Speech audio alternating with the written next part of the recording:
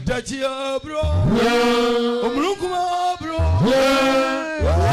Senyamia, Atachia Yabra, Ogoso when you make I didn't suffer. Yes, I'm so. So did they say? And Wabamu, debut, never give up, sir. Nemo saw when you were Yamimu. Now, Jobu can't be, sir. Sassemimpo and the ne. The person dear foot to Mawa Hoye. No tear say, and it does all nipper beer. What the answer say? For when you shake a rabbit, Ampo. But what they say, rather than one, why yet the 10 when the mean so no question. Now, Job can be Job chapter 14, verse number 7. Maybe Job be or you may some pan every time. Tio. Job 9. Our dear, when you do say, a Juma. Oh, I did our power and say, young kind, what come you, ya boss say, a Britain on Crata, yam uncle. When we school class certificate, Oko paid you my farm. Oh, Bema Bishop, but that down. Mammy, o ma woman, you know, I can miss when young Fasobian from. Damn you, a told them pa, now we are cassette in me.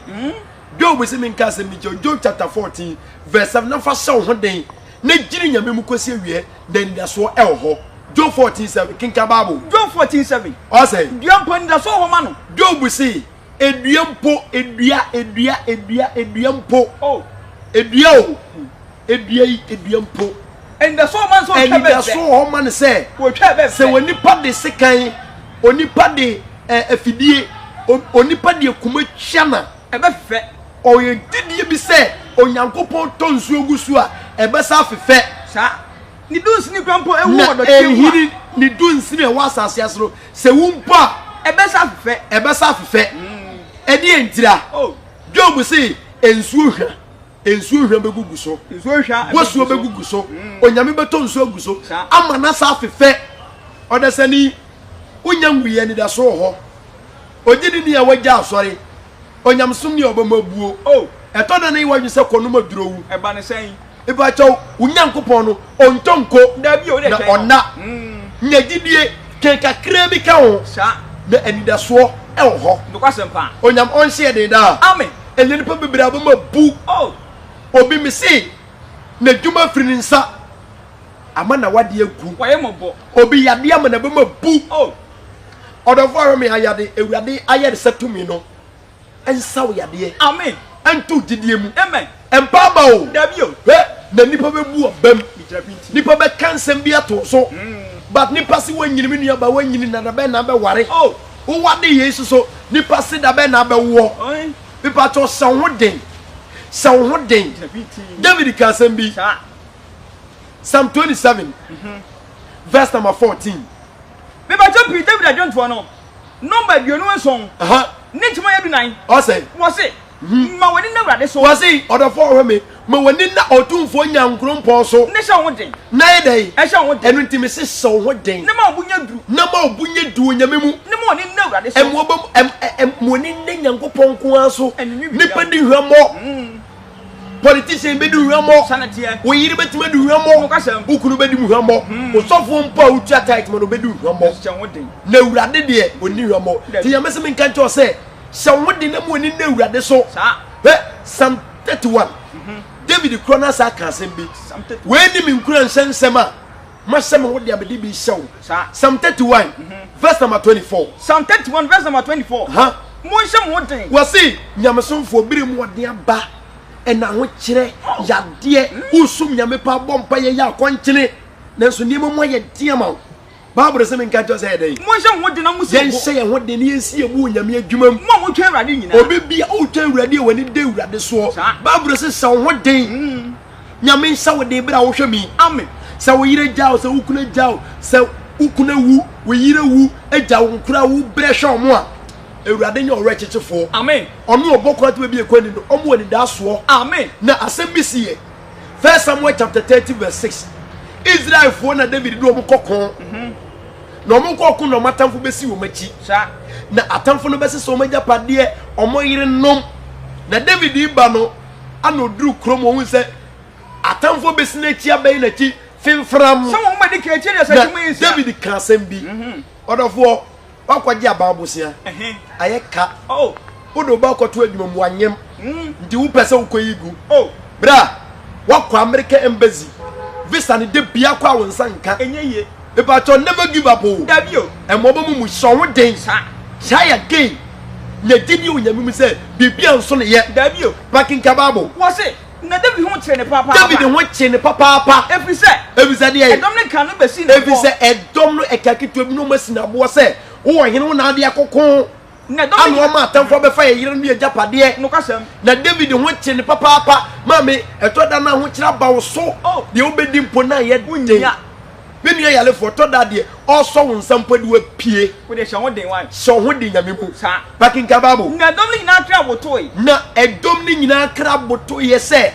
A day, a rather not day, and then I'm so for near within a radiman quad day. A day near be jabbing one now. Sarcastic in a mammy. Fire pabo, no bubble say. So what day? Na David dear. Na David dear. What shall one day I think David is send what thing that we move. Amen. As I don't care what it is. Tell me. The part I saw one thing. Sanity. When now for one we school in your Juma. Oh. O classmate phone in our what day. Maybe idea. Now when they told us you feel quad now come on my po be one who could tiano. Proverbs 20:20 say. They want to mean Janin no. They can never do a soon kabimu. And fan shall do me a day. A beer in Yamidi so wash. Crow Gideon Bible say so what day. 1 Corinthians chapter 15 verse number 58. Or small for Paul catch a Corinthians say. Omo show mo de no mo nya de order for ahwe me e mo bomu se kasimon po na gidie se onyame nhira e be ba wo so. Yes. 1 Corinthians chapter 15 verse number 58. Me ba jo bios ma fo bon gbadi nkan chekwa ma kontofo no. What's it say? Etiri nu ntumi aduonu mu. Kenkan Bible. Etimi nuanu we. Wo say nyame mba asofo a mo congregation e kofem no kura mo kenti adofo adifo ne sempakafo ye tamon so dem.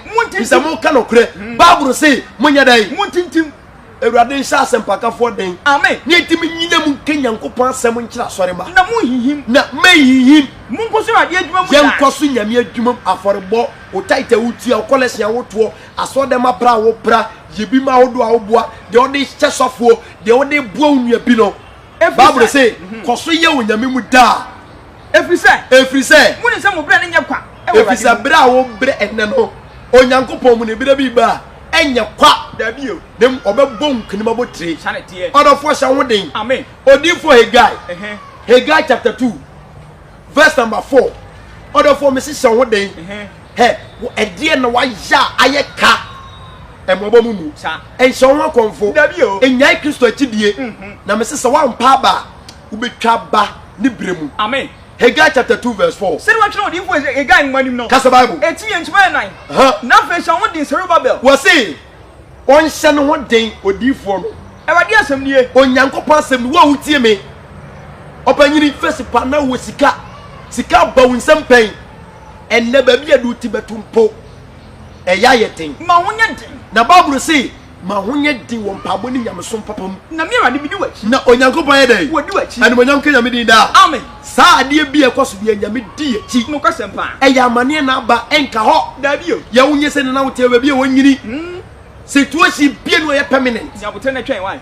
Twewurade sanete nya twen honhom nya twen honhom sanete ne wurade wo brema obibia na amasa nkenye. God bless you nipa so won de mi dofo you are preaching good so won de mi nua sanete enya asori o Dabio na konkoto duanim na ewurade obeye chi atade hye yes and manyam kenya mi di da. Amen. Isaiah chapter 35 verse number 3 we di fo Isaiah kan se bi odafo me nkransa na me hyew sa wabamu yebu uye jasore but ewurade asem say so hodin emobomumu kinka ba wo papa Isaiah 35 verse number 3 mun shen sa ya bete we say yen hye ensa aya bete wenti ne ye video di asende wo say so hodin ensa ya bete ne yen hye ne din mumia nankoma obi wa ne ene wentimi nkotokura mompaye oh we Kristo ni pawo we sofo sempakani jidi ni Kristo ni mapa na bemo amane binti na bemo pu oh shawon Bible say ye mia wo nanum na so hodin mun ka te wona akoma den kan kire omo de ka omo kure ja omo nya wade omo nya adwuma nye se mun hye mo den yen hye ye ho den mun suro mansuro na munyankopon nie na nyankopon nie obedi nkunima ma obedi nkunima asranka ye wadi na amen odofo me sese ho den amen adwuma na asai sanete wo nkwa die anidaso ho enkachi se duampo etwana na Job 14 verse 7 say ebe fefa ma me wonya nwuye nyambetime bie kwat be bie kwana Jeremiah chapter 1 verse number 19 nyamika che Jeremiah say Jeremiah be oman na wuti nipa taw sa adwuma na wo mo taw oh nanso ensuro Jeremiah 1:19 se ma twa odi fo Jeremiah ngmanim no eti ba kutu adu kron na wona obedi akon wasi ene ahoche no obedi akon yade no obedi akon na so ntumi nanso se nyame gina wachi a obi antimi every say ebizade ai ne wade bidi wachi onyankopon se wodi yachi na magyew na obeji yen ewade asem hallelujah amen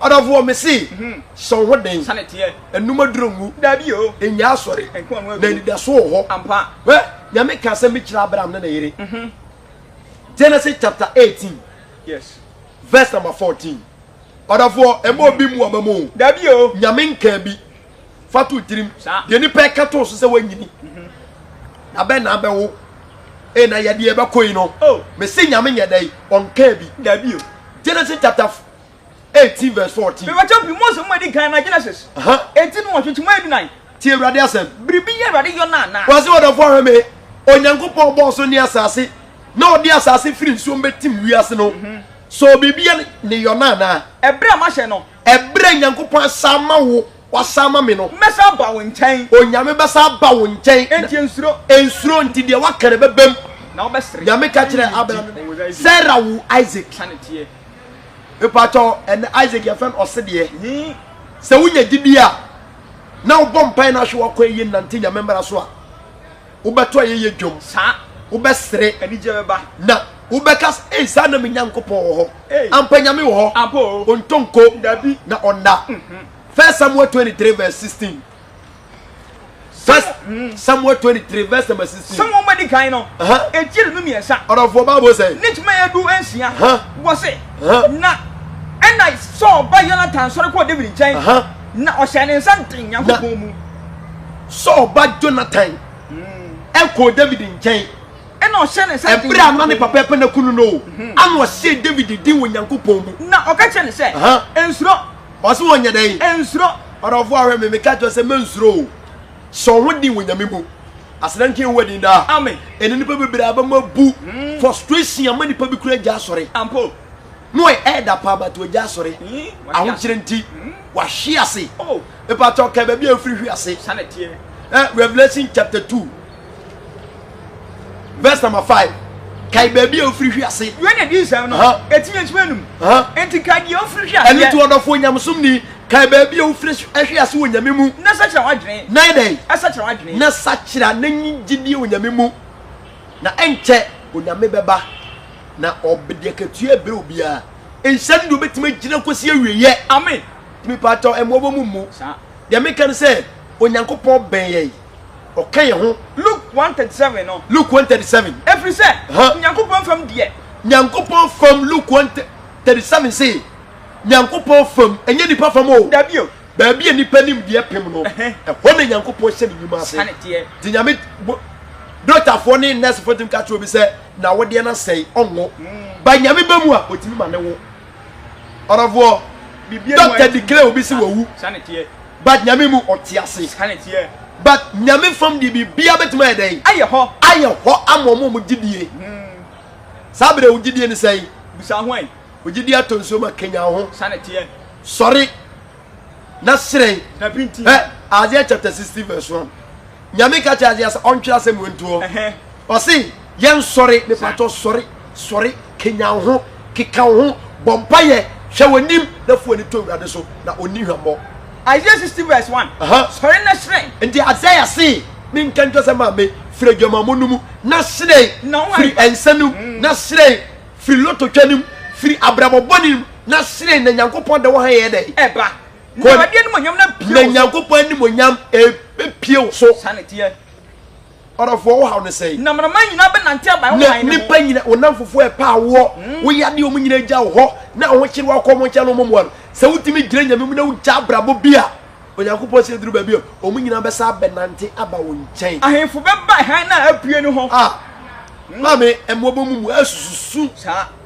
na me patofo ni to urade so woni ni nyanka awisia akunafo de woni biebu afo na eno na obehunu ma eno ba ne sa obehunu nyame nkwaje nanim nyam tie na woni mate na woni beti e wonyame ni panim wakoma be di agusie baba 2 Chronicles 15 verse 7 na emfancy orafo ye tufu ye shawden sa emwobo mu dabi ansa na ade be chine sum di kan ba dimi pato esum na ba kaisa wo han ba sa na ade tie bi ewurade be ina do ye di a kirew amen mwobo mu na ewurade dwene ho sa baba 2 Chronicles 15 verse 7 me ma jopi be se mu etoso mienu no ana kronika etiri nu ntima enso no babro say na mo de wo say nyamsomfo de mo nse mo den yen se ye ho den na mo mama basa mu ngo emma wabasa mu ngo na madwuma no so wo na akasia wadwuma wo ye nyame asema wo kasika de bo nyame adwuma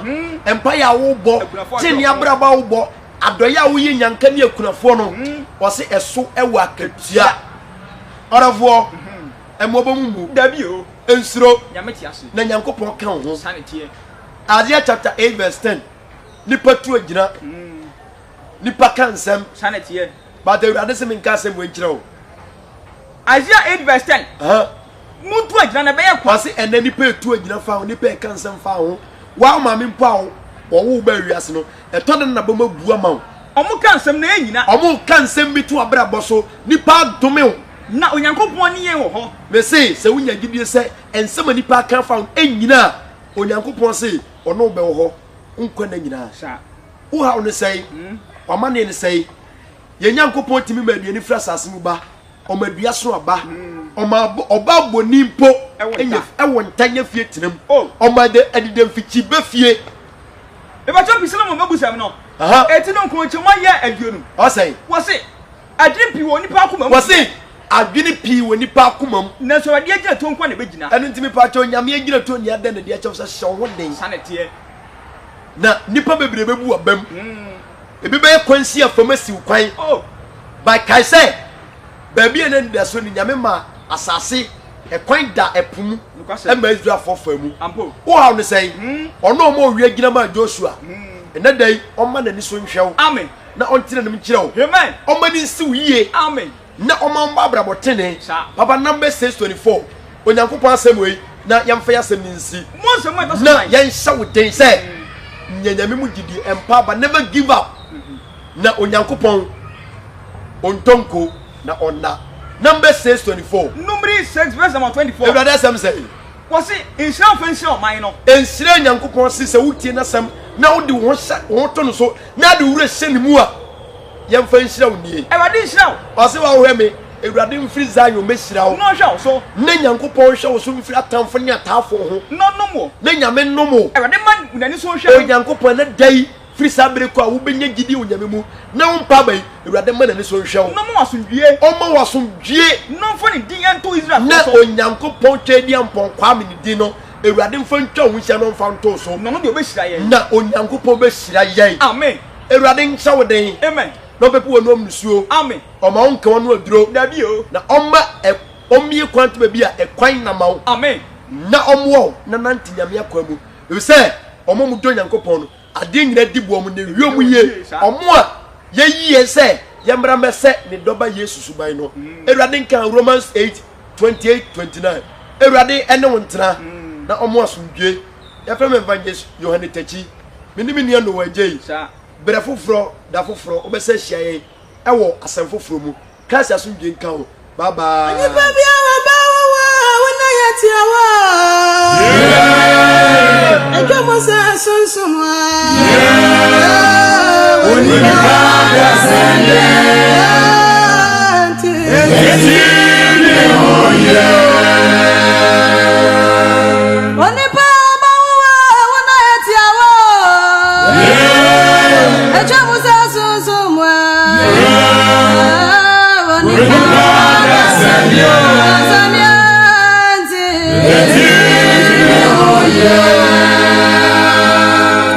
When you